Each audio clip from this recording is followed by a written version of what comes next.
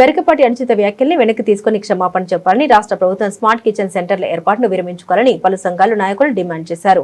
గరికపాటి అనుచిత వ్యాఖ్యల్ని వెనక్కి తీసుకుని క్షమాపణ చెప్పాలని రాష్ట్ర ప్రభుత్వం స్మార్ట్ కిచెన్ సెంటర్ల ఏర్పాటును విరమించుకోవాలని డిమాండ్ చేస్తూ ఆదివారం ఏపీ మధ్యాహ్న భోజన పథకం కార్మికుల యూనియన్, సిఐటియు, భారత విద్యార్థి ఫెడరేషన్, ఎస్ఎఫ్ఐ, అఖిల భారత ప్రజాతంత్ర మహిళా సంఘం ఐద్వా ఆధ్వర్యంలో శ్రీకాకుళంలో సిఐటియు జిల్లా కార్యాలయంలో రౌండ్ టేబుల్ సమావేశం జరిపారు. ఈ సమావేశంలో వారు మాట్లాడుతూ స్మార్ట్ కిచెన్ల వల్ల వంట కార్మికులు ఉపాధి కోల్పోతారని, ఈ విధానం మధ్యాహ్న భోజన పథకం ప్రైవేటీకరణకు దారితీస్తుందని ఆందోళన వ్యక్తం చేశారు.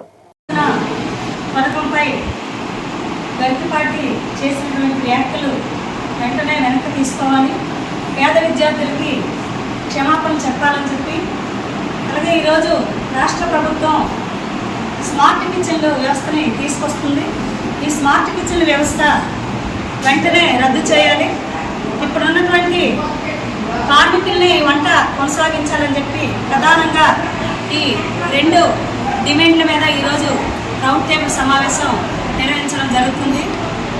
ఎందుకంటే ఈరోజు పేద పిల్లలు భోజనం చేస్తున్నటువంటి మధ్యాహ్న భోజన పథకం మీద గరికపాటి నరసింహారావు గారు చాలా కించపరిచే విధంగా మాట్లాడడం చాలా దుర్మార్గం. దీన్ని మధ్యాహ్న భోజన సంఘంగా మేము చాలా తీవ్రంగా ఖండిస్తూ ఉన్నాం. ఎందుకంటే ఈరోజు పేద పిల్లల తినే తిండి మీద ఆయనకి ఎందుకు అంత ఆక్రోశం? అసలు మధ్యాహ్న భోజన పథకం ఎందుకు వచ్చింది, ఎందుకు పెట్టాల్సి వచ్చిందనే ఆలోచన గరికపాటి గారు చేయలేదని చెప్పేసి ఈ రౌండ్ టేబుల్ సమావేశం సందర్భంగా అడుగుతున్నాం. ఈరోజు మధ్యాహ్న భోజన పథకం స్కూల్లో పెట్టాలంటే ఏదో నామమాత్రంగా స్కూల్ విద్యార్థులకు, ఇంటర్మీడియట్ విద్యార్థులకు ప్రభుత్వం పెడుతున్నటువంటి మధ్యాహ్న భోజన పథకం మీద, అలాగే ఇస్తున్నటువంటి కోడిగుడ్డు మీద ఆవాకులు చేవాకులు పేలి ఈరోజు పేద పిల్లల్ని అవమానించే రకంగా మాట్లాడినటువంటి గరికపాటి వ్యాఖ్యలను తీవ్రంగా ఖండిస్తూ ఉన్నాం. వెంటనే తన వ్యాఖ్యల్ని వెనక్కి తీసుకొని విద్యార్థి లోకానికి క్షమాపణ చెప్పాలని చెప్పి డిమాండ్ చేస్తూ ఉన్నాం. ఈ రోజేమో ప్రభుత్వం ఇస్తున్నటువంటి మెనూ ఛార్జీలు ఎంత? స్కూల్ విద్యార్థులు కంటే ఎలిమెంటరీ స్కూల్ విద్యార్థులకేమో 6 రూపాయలు, అలాగే హై స్కూల్ విద్యార్థులకేమో సుమారు 10 రూపాయలు కూడా ఇచ్చిన పరిస్థితి లేదు. 100 గ్రాముల బియ్యము ఈరోజేమో స్కూల్ విద్యార్థులకి 7 రూపాయలు, అలాగే 150 గ్రాముల బియ్యము హై స్కూల్ విద్యార్థులకేమో 9 రూపాయలు 17 పైసలు ఇస్తుంటే దీని మీద సంబంధించిన మాట ఏడవడం అనేది చాలా దుర్మార్గమైంది. కాబట్టి వెంటనే వెనక్కి తీసుకోవాలా. అలాగే ఈరోజు స్మార్ట్ కిచెన్ల పేరుతోనే ప్రభుత్వం అనమాట ఏర్పాటు చేయాలని చెప్పి నిర్ణయం చేసింది. ఈ నిర్ణయాన్ని కూడా విరమించుకోవాలని చెప్పి మేము డిమాండ్ చేస్తూ ఉన్నాం. ఎందుకంటే వేలాది మంది వంట కార్మికులు తమ ఉపాధిని కోల్పోయి రోడ్డును పడే పరిస్థితి వస్తుంది. అలాగే పిల్లలు కూడా వేడి అన్నానికి దూరం అయ్యే పరిస్థితి వస్తుంది. కాబట్టి స్మార్ట్ కిచెన్లు వెనక్కి తీసుకొని అన్ని పాఠశాల కళాశాలలో కూడా వంట సెట్లు నిర్మించి భవిష్యత్తు కల్పించాలని చెప్పి డిమాండ్ చేస్తూ ఉన్నాం. నా పేరు సి చమన్నాయుడు, సిఐటియు జిల్లా అధ్యక్షుడు. గరికపాటి నరసింహారావు పేద పిల్లలకు పెట్టే మధ్యాహ్న భోజన పథకం మీద గుడ్డంటూ కోడిగుడ్డు మీద అనుచిత వ్యాఖ్య చేసినటువంటి తన వ్యాఖ్యల్ని వెనక్కి తీసుకొని విద్యార్థి లోకానికి క్షమాపణ చెప్పాలని చెప్పి డిమాండ్ చేస్తా ఉన్నా. ఏదైతే ఈ మధ్యాహ్న భోజన పథకం స్కీమ్ ఏ ఉద్దేశంతో ప్రభుత్వాలు పెట్టాయో ఆ ఉద్దేశాన్ని పూర్తిగా అమలు చేయకపోగా ఇప్పుడు పిల్లల మీద అనేక రకాలుగా ఈ పథకాన్ని నిర్వీర్యం చేయడానికి కుట్రలు పడుతున్నాయి. అందులో భాగంగానే ఇప్పుడు గరికపాటి నరసింహారావు గారి వ్యాఖ్యలు కూడా అని మేము భావిస్తున్నాం. ఎందుకంటే ఈ మధ్యాహ్న భోజన పథకం పెట్టినప్పుడు మహిళలు అయితే దీన్ని సక్సెస్ఫుల్గా తీసుకెళ్తారు, వేడివేడిగా వండి పెడతారు, స్కూల్లో గ్రామంలో వీళ్ళు ఉంటారు కాబట్టి అని మా మీద నమ్మకంతో ఈ పథకాన్ని పెట్టి ఆ రోజు మాకు అప్పగించారు. 20 సంవత్సరాలుగా మేము వండి పెట్టి దీన్ని ఇంత గొప్పగా చెప్పుకుంటున్నాయి ఈ మధ్యాహ్న భోజన పథకం గురించి. దాని వెనకాల మా కష్టం ఉందని ఏ ప్రభుత్వం కూడా గుర్తించడం లేదు.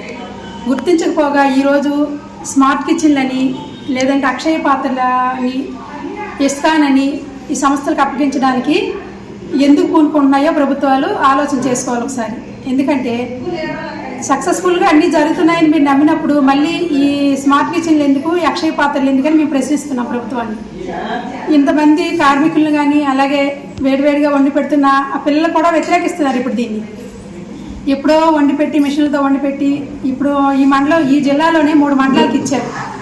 ఇచ్చిన దగ్గర సక్సెస్ఫుల్గా అది అవ్వకపోగా కుక్కలు కూడా తినడం లేదని మా ఎండిఎం వాళ్ళే చెప్తున్నారు దాన్ని. అలాంటివి మీరు బాగున్న దగ్గరేమో రద్దు చేసి బాగులేని దగ్గర దీన్ని ముందుకు చదువుకోవడానికి ఏ స్కూల్స్కి వెళ్తారో మనందరూ తెలుసు. డబ్బులున్న వాళ్ళు గవర్నమెంట్ స్కూల్లో లేదా కార్పొరేట్ స్కూల్లో చదువుతారు, కానీ ఏమీ లేని వాళ్ళు మాత్రమే గవర్నమెంట్ స్కూల్లో చదువుతారు.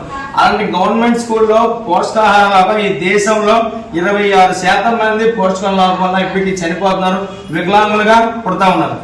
అలాంటి పేద విద్యార్థుల పైన ఒక ప్రజలకి మంచి చెప్పే సూత్రులు చెప్పే వ్యక్తి పిల్లల భోజనాల పైన శోభనంకి వెళ్ళే పిల్లల్లా తయారవుతున్నారు. పాఠశాల పుస్తకాలు ఇవ్వకూడదు, యూనిఫామ్లు ఇవ్వకూడదు, చదువుకున్నాడు చదువుకుంటాడు, చదువులేనాడు చదవకూడదు. అంటే పేద విద్యార్థులు లేదా మధ్యతరగతి విద్యార్థులు ఈ దేశంలో చదువుకోకూడదా? వాళ్ళు ఈ దేశంలో పుట్టిన వాళ్ళు కాదా? వాళ్ళు మళ్ళీ చెప్పేది అంటే వాళ్ళు ఇది పొడిచారు, ఇది పొడిచారు. మరి పేద విద్యార్థులు ఏం చేస్తా ఉన్నారు? ఈ రోజు ఏ దేశమైనా చూసుకోండి, ఒక దేశం అభివృద్ధి చెందుతుందంటే ఆ దేశంలో ఉన్న ఎడ్యుకేషన్ సిస్టమ్ అభివృద్ధి చెందుతుంది. ఒక చిన్న ఎగ్జాంపుల్ ఏంటంటే, జపాన్ లో ఒక ప్రైవేట్ కంపెనీ ఒక ట్రైన్ ఒక 100 కిలోమీటర్లు వెళ్తా ఉంది. ఆ రన్ అవుతున్న సమయంలో ఆ ట్రైన్ లో ఎవరు కూడా గత 5 సంవత్సరాలుగా ఎవరు ప్యాసింజర్ వెళ్ళట్లేదు. కానీ ఒక స్కూల్ పిల్ల 7వ తరగతి చదువుతున్న స్కూల్ పిల్ల 60 కిలోమీటర్ల దూరంలో ఉన్న స్కూల్లో చదువుతా ఉంది. అది ఆ ట్రైన్ ని రద్దు చేద్దామని ప్రైవేట్ యాజమాన్యం, ఎవరైనా ప్రైవేట్ యాజమాన్యం లాభాల కోసమే కదా ఆ ట్రైన్ కానీ వ్యాపారం కానీ నడుపుతారు. సో ఈ స్కూల్ ని ఆ ట్రైన్ ని రద్దు చేద్దామని అనుకుంటారు. ఆ ట్రైన్ ఎక్కి ఒక టీటీ చెప్తారు, సార్ ఒక పాప రోజు ఇక్కడి నుంచి 60 కిలోమీటర్లు చదువుకుంటుంది అని చెప్పి. దానికి సమాధానంగా కార్పొరేట్ కంపెనీ